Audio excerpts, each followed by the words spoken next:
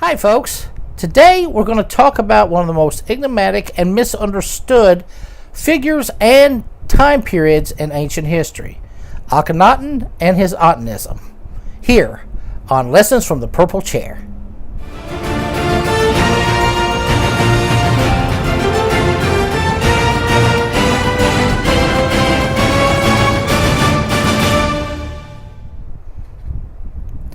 Hi folks, and welcome back to Lessons from the Purple Chair, one intellectual's musings from the comfort of a big purple wingback.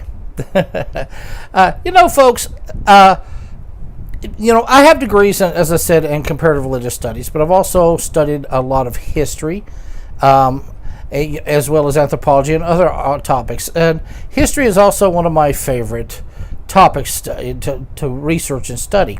And one thing with scholars is that we strive to find the most facts we can and only speculate, staying close to those facts. But in truth, in history, that speculation often runs to a lot of romanticism.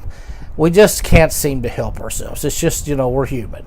So a lot of times some of these stories we'll tell, or these speculations as to what happened, are really, I think sometimes even subconsciously influenced by kind of a romantic ideal of it.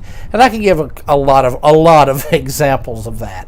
One of my favorites was when they found Otzi, the Iceman, back in the early 90s.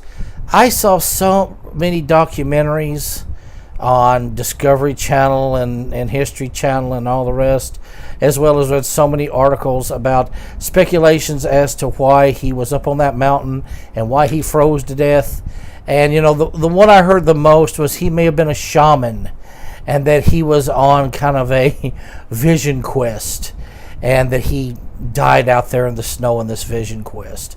I heard it several times, until they found a arrow in his back, a cut on his hand that went almost to the bone, and that he had blood of other people on his coat.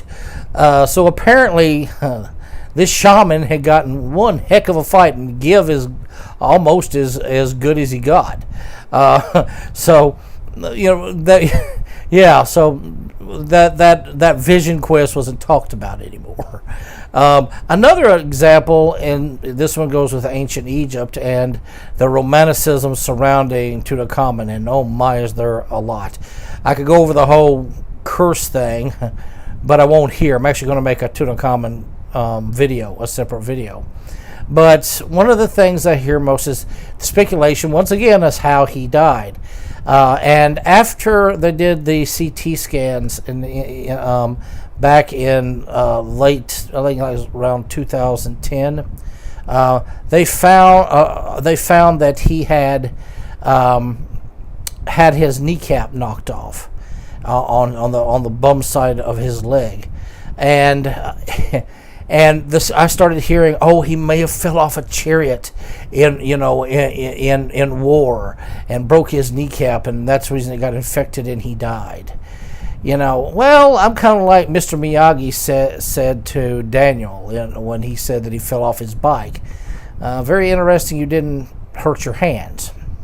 And Tutankhamun had no injuries to his hands whatsoever. And if you fall off of a chariot or fall off anything like that, first thing is to put your hands out or your elbows or something. But it's only he only had a busted kneecap.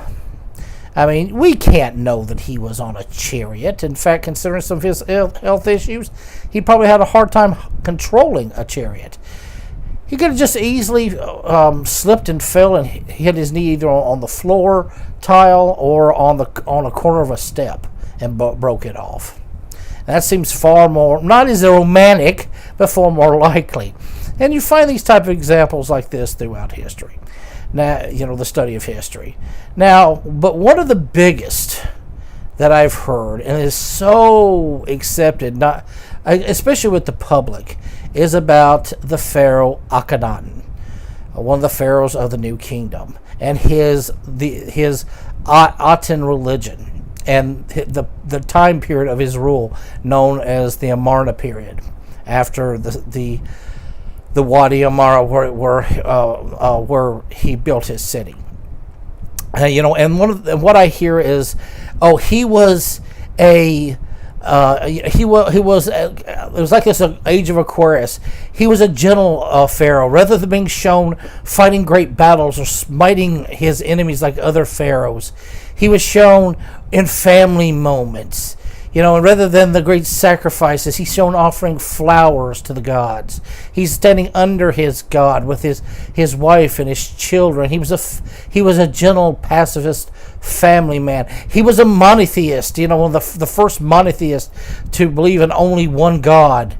Yeah, he was a forerunner, like a prophet of like Moses, and may have influenced Moses and all of that. Well, I'm here to burst a lot of those bubbles, because pretty much all of that is crap. It is crap. Now, you got to understand something. I still see this a lot in documentaries, on some of the channels about Akhenaten. But you got to remember one thing about documentaries. And I love documentaries, and I think they're wonderful that they put those out. They're educating people, Even if they're a little off, at least they're getting the basics in there, and I think that's a wonderful thing. However, just like any other program, they're trying to get ratings. They're trying to get money, for sponsors. Ratings lead to sponsors lead to money, and that way they're no different than any other type of entertainment. A good example of that is all the secrets of the whatever. My favorite is Secrets of the Pyramids. I hate to be the one to burst the bubble here, but we know a lot about the pyramids. There are still some questions we have on the pyramids, but they mostly surround what kind of ramp do they use, because we know the name of the architect of the Great Pyramid. We found the bodies of the people that built the pyramid. So we know how, even the mathematics that they used to make the pyramid, to graft it, to get the mathematical figures, which is basically just 2, 1, 1. I'll go over that in another video. But yet, always they put it on these secrets of the pyramids, mysteries of the pyramids. That's because the public doesn't know that, all of this research and all that we already do know about the pyramids. Because, once again, they're trying to get ratings. And, but today, on Akhenaten, I'm going to tell you basically how it really was, the real Akhenaten, and the real Atenism, and the real motives for it. And I can pretty much guarantee you haven't seen this in a documentary. And if you have, please let me know, because I'd like to watch it. It'd be nice to see somebody actually tell it the way it most likely was. Okay? Now, first, let me talk about my qualifications to talk on this subject, which is something a person should always question on anything you're watching on the internet. So, anybody can get up and say anything they want on the internet, on YouTube or whatever, but, how qualified, what kind of training do they have? Do they have any actual certification to be talking about this subject? And therefore, I'll tell you mine.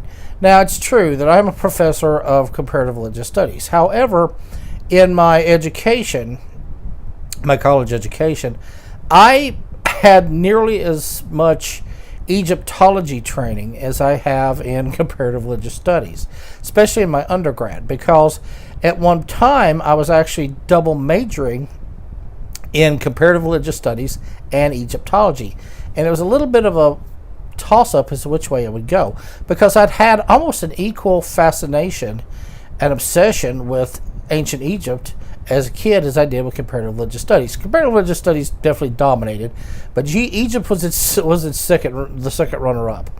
And because I was going to one of the best schools for Egyptology in the world, University of Pennsylvania, I just couldn't pass it up. I mean, it was really lured in. So I did double major in my undergrad. However, when I got into the master's program, I decided to go with my greatest passion, and that'd be comparative religious studies, because actually to further pursue to become a true Egyptologist in the PhD program takes a long time and a lot of money, and doctors train about as much, medical doctors, and I have a lot of respect for that. But I'm like, that's a lot of training, and I was more passionate about religious studies. However, in my undergrad, I took all the classes with some of the best Egyptologists in the world. I took Middle Egyptian to learn how to read hieroglyphs and the Egyptian the ancient Egyptian dead language as best we know it. So yes, I'm quite qualified to speak on this subject. Now, now let's get started on Akhenaten. Now, Akhenaten, of course, who was originally known as Amenhotep IV, was the son of Pharaoh Amenhotep III, and his rather glamorous and very intelligent and influential mother, Queen T. Then this was in the 18th dynasty, the first dynasty of the New Kingdom, and he ruled sometime around about 1350 in that area, 1550 BCE. But to understand his great religious revolution that he attempted, first you have to understand a little bit about the Egyptian politics as well as religion, and the two are completely linked. We often try to compare present, or we reflect our own, inject our own religious ideals and mentalities on ancient religion, and that doesn't work. It's a whole different ballgame. And in ancient Egypt, religion and politics were one. This was a theocratic system by which the pharaoh was seen as the high priest, as well as a god king himself, a god himself, by which he was worshipped, and he was the one that communed with the other gods. That was in fact, his job was to keep the ma'at, which it means the balance or the order between the gods, the people, and the land, and that was his whole job. Beloved of Ma'at was one of the great titles of the pharaoh. And in the original, if you go back to the Old Kingdom, the time of the pyramids, at that time period, the cult of Ra, the sun god, was dominant. Egyptian religion went through a lot of, it went through a lot of evolutions. It lasted over 3,000 years. Went through a lot of evolutions. It had a lot of different cults and groups, and certain gods were more dominant in other regions. But in the area in and around where the Pharaoh, Memphis and that area, the god Ra was the great god, and that was the god that was associated with the pharaohs. The pharaoh was the Sahra, the son of Ra, and he was a true god, worshipped as a god. He was a god king, which is one of the reasons of the symbolism of the Sphinx. The Sphinx is a great lion, which is one of the animals associated with Ra, along with a falcon, with the head of the king, showing that the king was not only a great protector, like a lion, of his pride, of his people, a great warrior and great defender of his people, but he also was like his head was on an animal of the god Ra, so he was a god king on earth, and the Sphinx was a great symbol of that. That's the reason they carved that giant Sphinx between the pyramids, where they laid these god kings to rest of the Old Kingdom. And their word was absolutely unquestionable. The pharaoh owned everything and everybody in Egypt.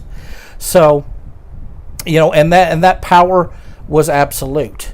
Now, by the time you got to the 18th dynasty in the New Kingdom, over 1,000 years later, it was 2,000 years later, even the king was still seen as a god king, the beloved of Ma'at,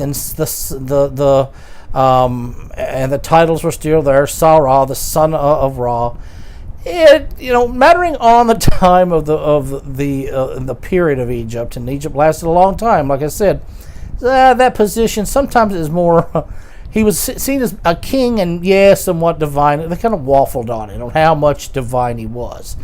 And by the New Kingdom, that position was a little bit even questioned, a little bit. Not really questioned. It just wasn't as strongly felt as before. He was, was it just lip service? And that's the question you got to ask.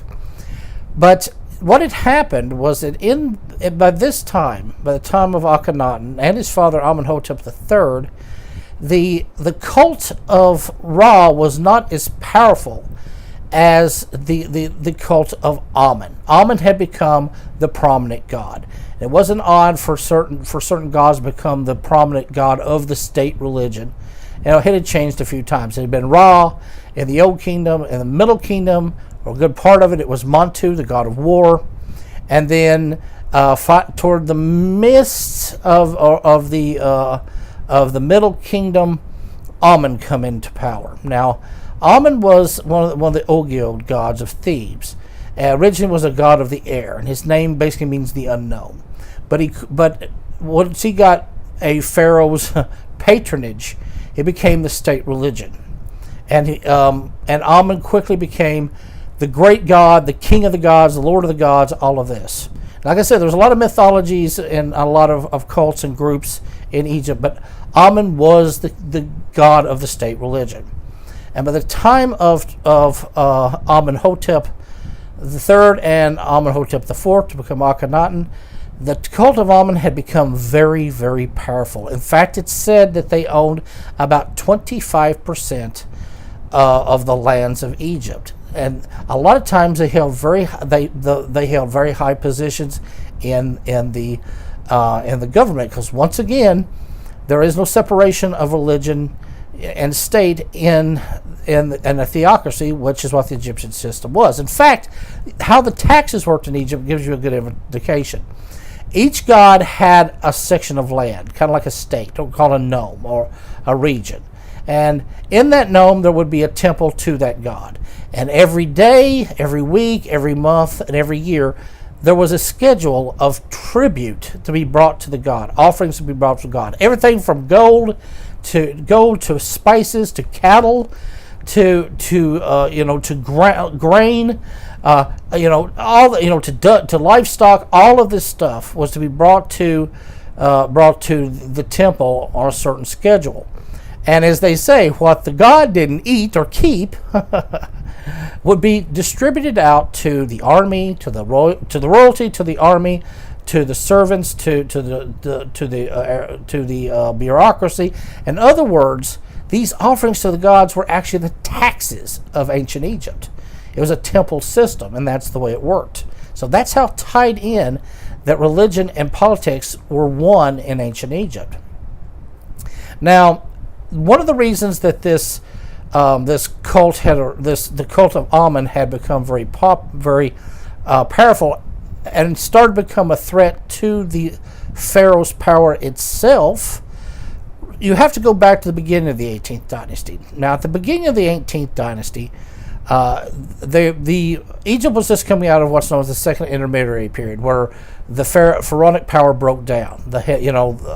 And Egypt had separated again. And in this case, what had happened is a group known as the Hyksos, which is a Greek word, Greek translation of an Egyptian word for basically the foreign people. This foreign group, most likely coming out of Canaan, had moved into Egypt due to a great long famine, likely the famine mentioned in the Bible. There is a stone record of this great famine that lasted several years.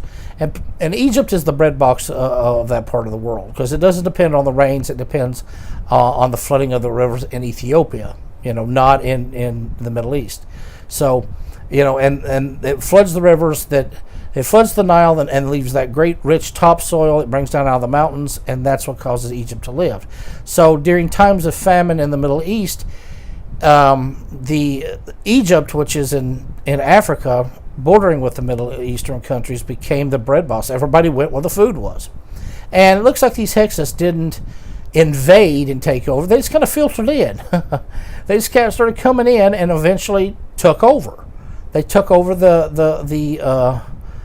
they took over Lower Egypt, and Egypt was divided once again between Upper Egypt and Lower Egypt. The traditional Egyptians in Upper Egypt in Thebes, and the Hyksos running their kingdom in Lower Egypt. And this is the first time that Egypt had been divided between Upper and Lower Egypt since Narmer, the founding pharaoh of the unification of Upper Egypt 5,000 years ago.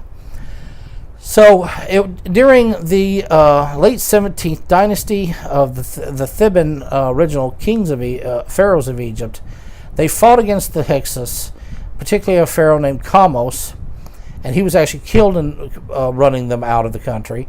And his brother Ahmose finished the job, kicked the Hyksos out, reunited Upper and Lower Egypt into one kingdom, once again and he became the first pharaoh of the 18th dynasty, which is the start of why we call it the New Kingdom.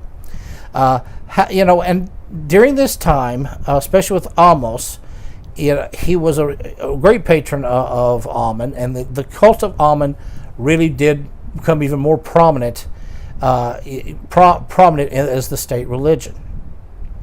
Now, when it became a threat, though, came with Ahmose's granddaughter, the famous Hatshepsut, the female pharaoh. What had happened is that she had been married to her brother Tutmosis the second. Her father, Tutmosis the first, had actually been married to Ahmose's daughter, and he had been a great pharaoh. So you had Ahmose, the great legendary founding pharaoh, and you had Tutmosis, the great warrior pharaoh, and she was Tutmosis the first daughter, and she married her brother Tutmosis the second. He didn't live very long, and when he died, he didn't have he and Hatshepsut had not had a son.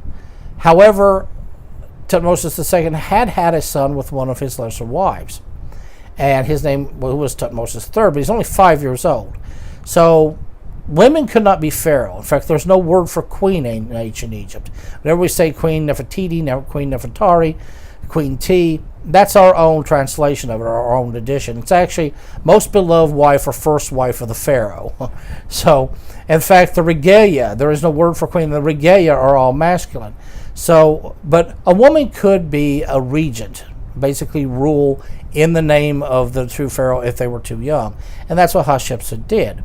However, I guess she started figuring, hey, why should I, she got used to doing this for this 5-year-old pharaoh, and she's finally like, I'm the daughter of Tutmosis I and granddaughter of Ahmose. Why shouldn't I just be pharaoh?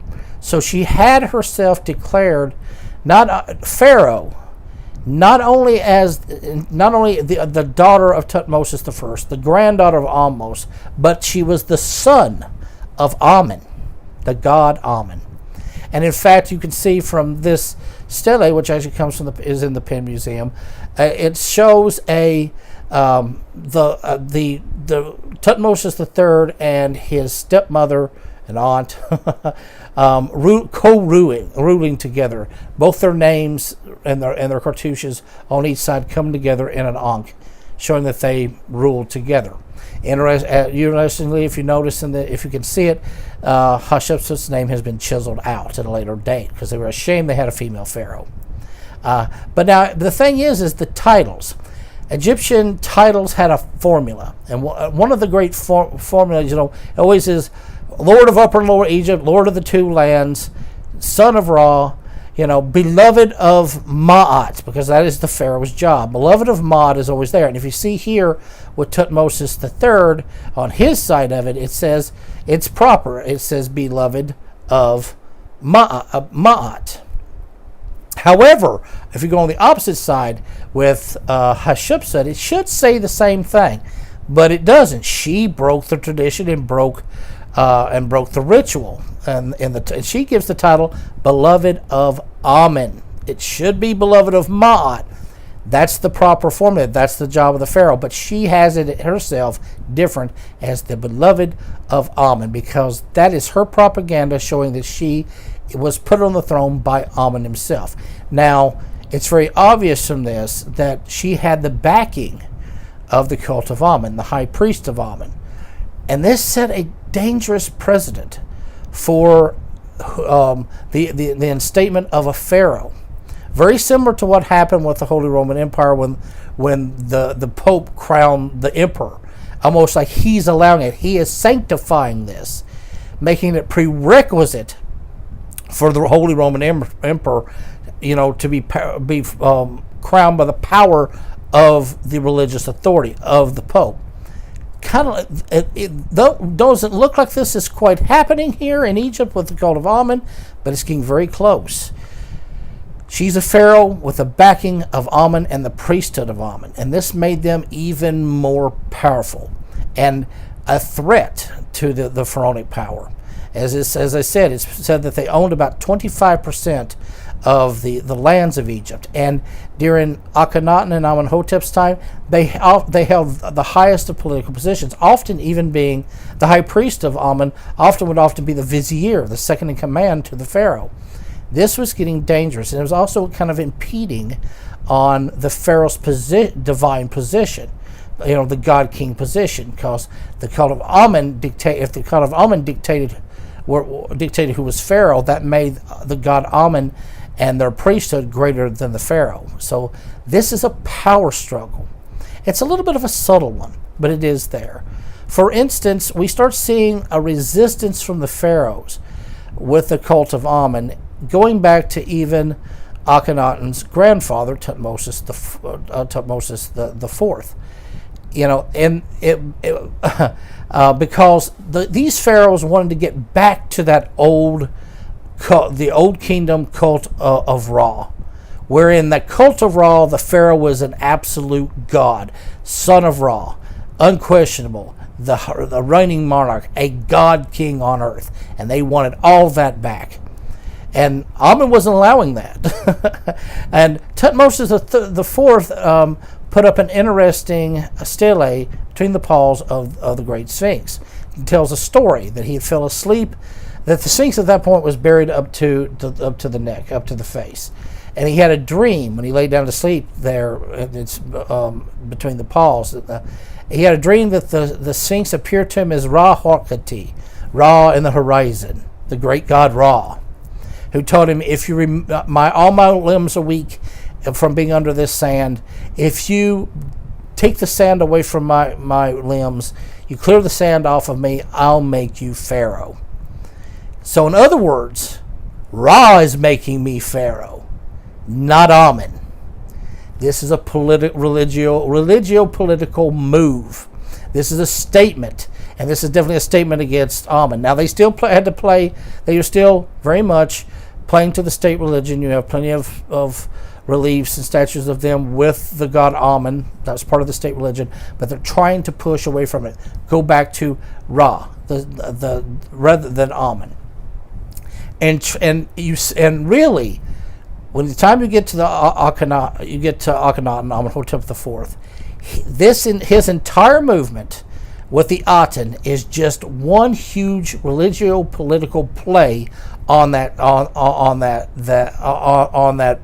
motive, to get the pharaonic power back to the cult of Ra instead of Amun. This was a clash between the cult of the pharaoh and the cult of Amun, and Akhenaten was determined to win this battle. His idea was just to completely override the cult of Amun with Aten. Now the thing is, the Aten is the sun disk. It is the face of the sun, and now Ra was the god of the sun, and the Aten was seen as his physical manifestation, the actual disk of the sun. So really, this is a aspect of the cult of Ra, just in a more direct form with this god Aten. And to dispel one myth here is that this was a monotheistic religious movement that Akhenaten was starting. No, it's not actually monotheistic. Monotheism means that you believe in only one God and all other gods do not exist. There is only one God that exists, like we find in Islam, Judaism, Christianity. There is only one God, and all other gods do not exist. This is not what Aten was going for. And interestingly, neither was the original God of the Hebrew Bible, the Old Hebrew Bible. It was the Atenism was actually a form of henotheism. Henotheism is not saying that other gods don't exist. It just that this one is greater than the rest. Ours is greater than the rest. My dad can beat up your dad. My dog can beat up your dog. It's that type of thing. This God is greater than than all the other gods, and that's really what the Atenism was about. And not only that, but even more specific is that only the Pharaoh Akhenaten, which his name means the manifestation of the Aten, he of the body of the Aten. So he was the representative of the Aten on earth, and only he could pray to the Aten.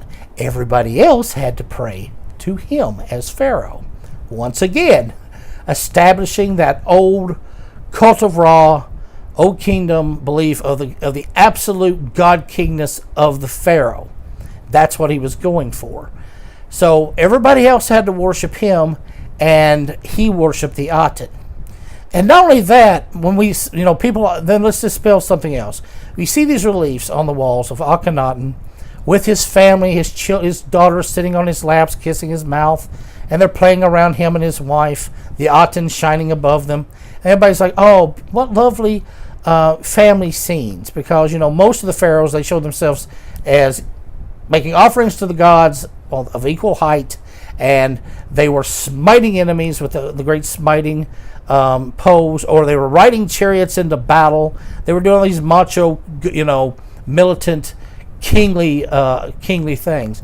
And here we have Akhenaten with he's just worshiping the Aten above him with it's offering him these hands, the rays coming down in hands, holding little ankhs, offering, which means life, offering life from their rays.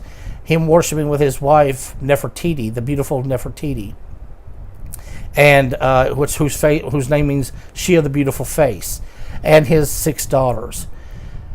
And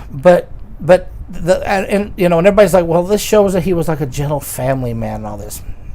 No, all art in Egypt has a religious, magical, or political motive, and these Amarna period or art and these reliefs have the same type of motive. Basically, he was establishing the royal family as not only was he a god king, but his family represented the gods. The royal family, the pharaonic family, represented the gods, and these were, and in fact, one of the groups of the family of the gods was the 9 gods, the group of a family of 9 gods.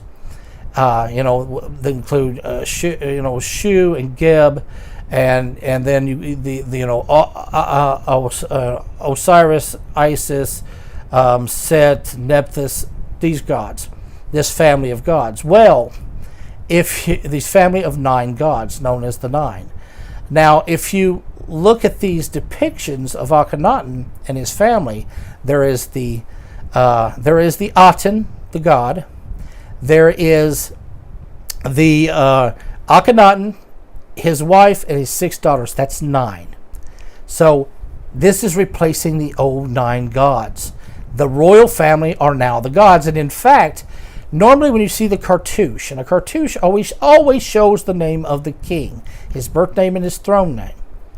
However, during the Aten period, the Amarna period, Akhenaten had the name of the god Aten put in a cartouche. You never see that. But that links it to a king. This is a king's standard, and he is the king. He is the pharaoh. So he is the living Aten. This is another link to the state and the cult and the religion. So this whole religion definitely had a great political motive. And he did automatically, he started to disband the cult of Amun. He had Amun chiseled out of his father's name, Amenhotep, and Amun chiseled off the walls of a lot of temples and mortuary temples and monuments. However, it didn't work. The cult of Amun was just too powerful. In fact, excuse me, we have a lot of evidence that the cult of Amun, the cult of Aten never did completely take root. Akhenaten had built his own city called Aten, the place of the Aten, out in the desert, which belonged to no other nome. It was not a nome of any other god. He moved the capital from Thebes, which guess whose nome Thebes was? Amun. He moved the capital from Thebes, the nome of Amun, to a nome that he said was dedicated to no god, dedicated to the Aten. So once again, he's getting out of their power center and establishing a new power center for the Aten and a new political center. He built this quick-made city out there, but even in this new city of Aten, archaeologists have found little statues of Horus and Anubis and Osiris and Isis and Hathor, so and Bes. So even his followers hadn't given up their old gods. They were still worshiping them along with the Aten. So it really didn't change very much. And with the death of Akhenaten, it quickly the cult of Aten cult of Amun quickly moved in. Now, before we go into that, another thing that's speculated is that there was a great coup against this heretical pharaoh, who preached this one god, and all these pagan religions. They were all pagan. all these pagan priests. They plotted against and they murdered Akhenaten. We have no evidence that Akhenaten was murdered whatsoever. He actually ruled for 17 years, that's a pretty long run, actually, or a pretty little above average run for a pharaoh. Most pharaohs ruled for about 10 years. Life was a lot shorter back then. And there's no sign there was any type of coup against the pharaoh. In fact, the entire royal family, a couple of his daughters, as well as it looks like Nefertiti, around year 10 of his reign, died. His mother, Queen T, who lived there too, she died during this time period. And then finally, the pharaoh and maybe one of his sons from a lesser wife. They all seem like to have died pretty rapidly. And that was one of the things that was questions, but now it looks like there was a reason. An archaeologist, and her name's, I swear I can never remember this lady's name, it's very long, but a team of archaeologists actually did some work in Akhenaten, and they found mass graves. And in these mass graves, it was apparent that something had happened. But none of these mass graves, these burial grounds, seem to show any signs of like a massacre. No injuries, no bone injuries, no signs of violence. So they studied some of the preserved beetles and insects that were in these graves, and they found one thing in them: bubonic plague. Yeah. And in fact, it kind of matches the records, because later on, some of the Hittites actually blamed, one of the reasons they went to war with the Egyptians during the time of Akhenaten, were taking lands from him, was because that they said that when the ambassadors from Hatti had come to Akhenaten, that they had give them a great disease, give them the great plague.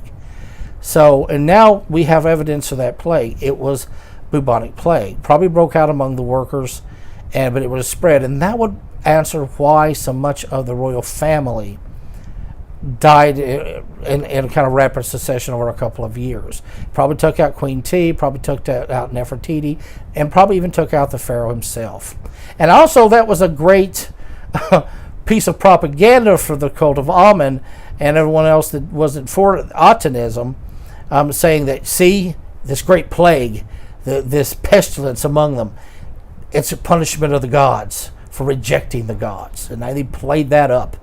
But either way, not long after Akhenaten died, there was a time period there of a few years where it looks like either a man named Samenkhari, who we're not really sure if he was Akhenaten's younger brother from one of his father's a wife from one of his father's other concubines, or possibly even Akhenaten's older son. But he became pharaoh for a couple of years, but then he died, likely of the same thing. And it was after that we have the famous Aten came to the throne at the age of 9. And there's been a lot of speculation as to who Tutankhamun's father was. It's pretty much been answered now from some finds from some of the Akhenaten tabulat stones, the building stones that have been looked at, and we have found record where it says Tutankhamun was the son of Akhenaten. And that makes sense, pretty much had to be. And we now know that Tutankhamun was likely a son, not with Nefertiti, but actually with one of Akhenaten's sisters. DNA showed that that Tutankhamun actually came from one of the sisters of Akhenaten. And I'll actually go over that. We found the sister's body, but we don't know which one of the daughters of pharaohs it is, which is very frustrating. This moment, we know it's one of the daughters of Amenhotep III, but we don't know which one. And she is definitely the mother of Tutankhamun, Tutankhaten. But when Tutankhamun came to the throne, the officials, the cult of Amun, Tutankhaten moved the capital back to Thebes, reinstated the god Amun as the great god of the state, and he changed his name from Tutankhaten, the living image of the Aten, to Tutankhamun, the living image of Amun, and he moved the power base back to Thebes. And the cult of Amun was established. So ultimately, this great experiment of Akhenaten with the cult of the Aten, it didn't reestablish the pharaohs. It didn't take off, and it didn't reestablish the pharaohs as back to the true, complete god kings that they had been in the old kingdom. And in fact, it can even be argued that it weakened the reputation and that complete divinity of the pharaonic kings from then on. It left a stain. This pharaoh had been a heretic. He was pharaoh, crowned pharaoh, but he had become a heretic. His name wasn't even to be spoken. But this god king had actually turned against the gods. But yet he was a king. This seems to cause a certain level of disillusionment in ancient Egypt, that the pharaohs never completely shook, and ultimately, it was part of their downfall. Now, true, in the 19th dynasty with the Ramesside pharaohs, Ramses the Great, Seti and Ramses the Great, the power of the pharaoh was really returned to a great golden age for a while, but the crack was still there, and that crack slowly spread out, and the kind of this disillusionment and the absolute power of the pharaoh started to spread slowly but surely. And in fact, this may answer why there may have been an insurrection against the pharaoh during the rule of Ramses the great pharaoh, Ramses II, which may have been the source of the Exodus. Remember, that is supposed to take place in this time period. So Akhenaten, the whole thing with Akhenaten may have weakened people's belief in the absolute divinity of the pharaoh, and seeing him more as just a king and not so much a god. And the cult of Amun continued to grow in power, and ultimately Akhenaten, in fear of the power of the cult of Aten, was correct, because within 300 years after the 21st dynasty, the power of the pharaoh had really begun to weaken, and the power of the cult, the high priest of Amun, started to rise to the point that the high priest held more equal to more authority than the pharaoh. And finally, with the death of Ramses the 11th, the high priest Herihor actually became pharaoh. The high priest became pharaoh, and several of the pharaohs of the 21st dynasty were high priests of Amun and Pharaoh. So the cult of Amun finally won. And in fact, the cult of Amun continued on even into the Greco-Egyptian period. When the Greeks associated him with Zeus, Amun was Zeus, and you got Zeus Amun, or they instead of Amun or Amun, they called him Amun. So you had Zeus Amun, but this time the Amun was associated with the ram. So you started getting depictions of Zeus with these Zeus Amun with these ram horns, and in fact, when and the great temples even built for, was even built for Zeus Amun, which was visited by Alexander the Great. When Alexander the Great conquered the Persians, and then when the Persians had conquered Egypt, Alexander conquered the Persians. The Egyptians hated the Persians, loved Alexander, and when he came into Egypt, they pronounced him a god king pharaoh, and the son of Amun. The prophet of Amun, the priest of Amun, the oracle actually pronounced him to be the son of Amun. And in fact, in a lot of coins, Alexander the Great is shown with the horns of Amun. So, so Amun continued on, and interestingly enough, we still carry the name Amun. In Christianity, later on, Amun became a demon, of course, one of the lords of hell. But the ancient associates still come. There's a part of the hypothalamus in your brain, which comes down, and it's actually called the carnu ominous, or the horns of Amun. So we even have it in a medical term. So in the fight between the Aten and Amun definitely won. However, what can be said about Akhenaten, I don't want to completely knock him. He did try a great revolution. He did to make this great, brave power play to get the power back for the pharaoh, to try to overcome the rising power of the cult of the Amun. And his great hymn to the Amun, to the Aten, which is found in a lot of the tombs of the for the followers of Aten of the time, is a beautiful, one of the most beautiful pieces of ancient religious literature and verse. And in fact, it looks like him even, it was used over and over again as like a template. They just changed the name of the god. It's such a pretty poem, pretty verse. They just changed the name of the god, and it was reused as a template for a lot of different pagan gods. And in fact, it looks like it was so popular that it even made it into the Bible. There's a big similarity between the verses of Psalm 104 and the hymn of the Aten. If you look at the two compared, it looks like there's definitely some influence there. That this rather popular pagan hymn to the gods, to a god, was so popular that it was re-edited as a prayer to Yahweh, and made it into the Psalms in the Bible. So Akhenaten left a little bit of his legacy, and he still has to be admired for this great, not only religious attempt but political attempt to take back power for the pharaoh. Well, okay, folks, that's all I've got on Akhenaten. I hate if I've disillusioned some people out there, kind of burst some romantic bubbles about, an idealistic bubbles about Akhenaten, and his religious cult of the Aten. But in truth, this was much more of a political move than some sort of religious revelation.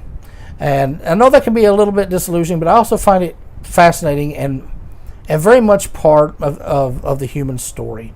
Political and religious strife, the two go hand in hand, and definitely worked in ancient Egypt. And that just shows once again that it demystifies them and shows them that humans are humans, and there are patterns in history. And a religious and political strife is one of the oldest.